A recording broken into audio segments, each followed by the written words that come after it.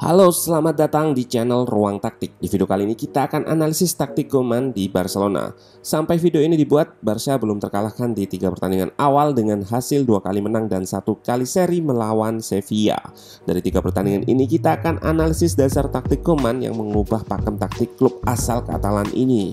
Seperti apa taktiknya? Let's go, kita bahas sama-sama.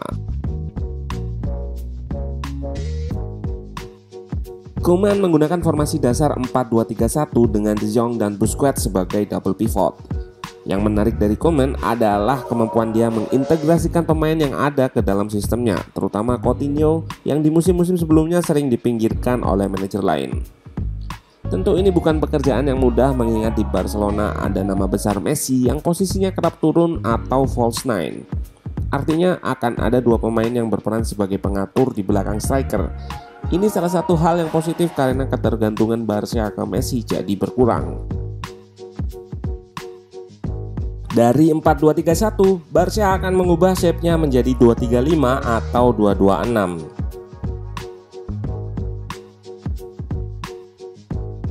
Sebelumnya, saat build up, De Jong akan turun untuk membantu back. Ini bergantung dari pressure lawan. Seperti di pertandingan lawan Villarreal yang menggunakan 2 pressure, De Jong turun untuk superioritas jumlah di belakang, lalu mengalirkan bola ke arah kiri. Arah kiri ini jadi andalan Barca dalam menyerang. Kita bisa lihat serangannya dominan di sektor ini. Tentunya ini juga karena Coutinho berada di sektor ini.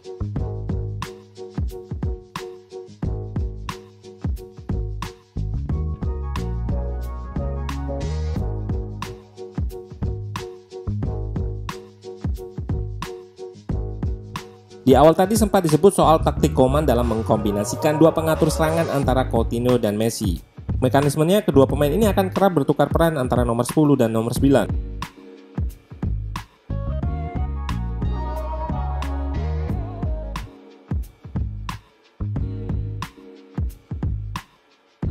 Dan karena Alba naik ke sayap, maka Fati melakukan cut in. Di klip ini Fati cut in mengisi pos Coutinho dan Coutinho melebar mengisi pos Fati. Rotasi seperti ini kerap dilakukan 3 pemain ini untuk mengelabui pertahanan lawan. Kemampuan 3 pemain ini menjalankan peran berbeda juga menjadi kunci.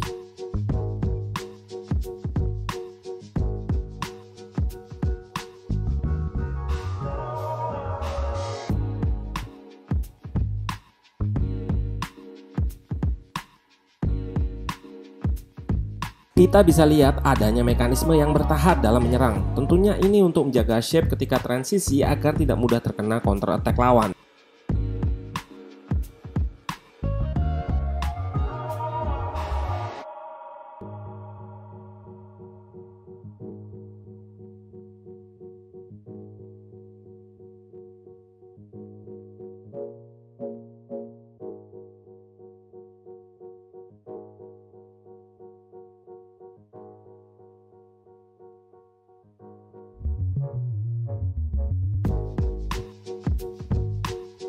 Variasi dari taktik ini adalah gol pertama melawan Sevilla.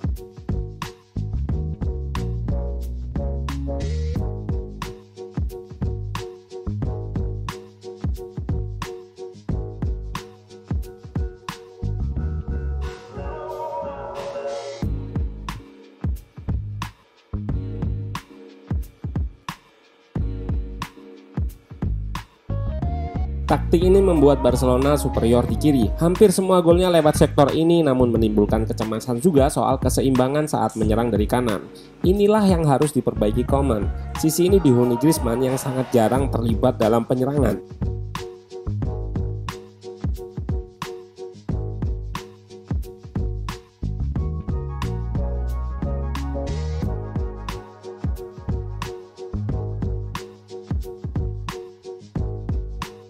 Barca hanya kebobolan 1 gol dalam 3 laga, bahkan pernah bermain dengan 10 orang dalam laga lawan Celta Vigo.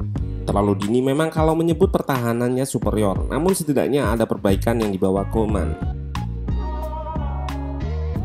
Barca bertahan dengan shape 4-1-4-1 atau 4-4-2. 1 orang dari double pivot, di sini De Jong, menjaga ruang antar lini, sementara 5 pemain akan bertahan secara man oriented.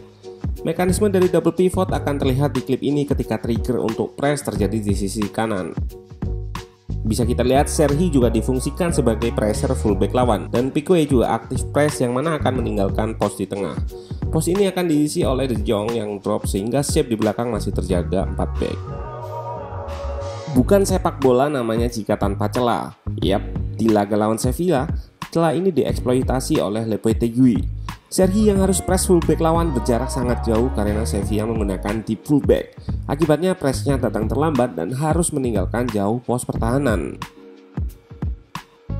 Karena winger Sevilla bergerak ke sayap kiri dan Serhi naik, maka pertahanan merespon dengan bergeser. Shape 4 backnya menjadi seperti ini.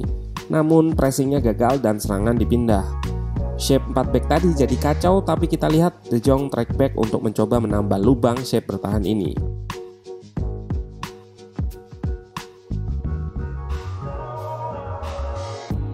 Masalah lain yang terlihat di pertandingan Sevilla adalah double CM yang out of position.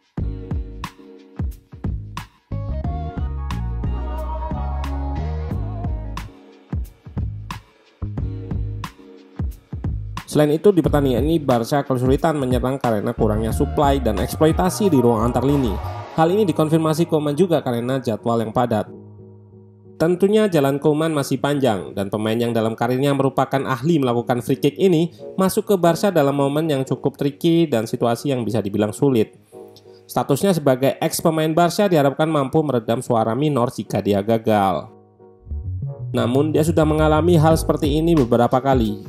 Di La Liga, dia mengalami situasi yang mirip saat menangani Valencia di tahun 2007. Waktu itu misi lainnya adalah melepas pemain-pemain senior yang dianggap sudah tidak dalam performa terbaik.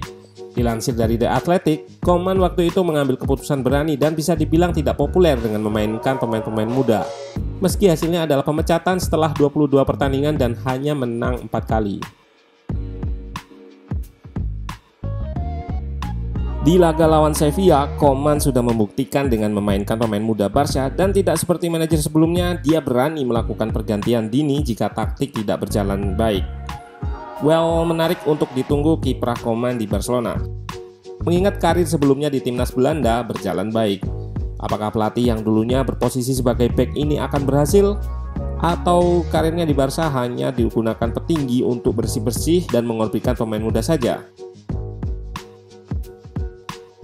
Yang jelas, selain taktikal, ada faktor-faktor lain yang cukup rumit terjadi di internal Barcelona.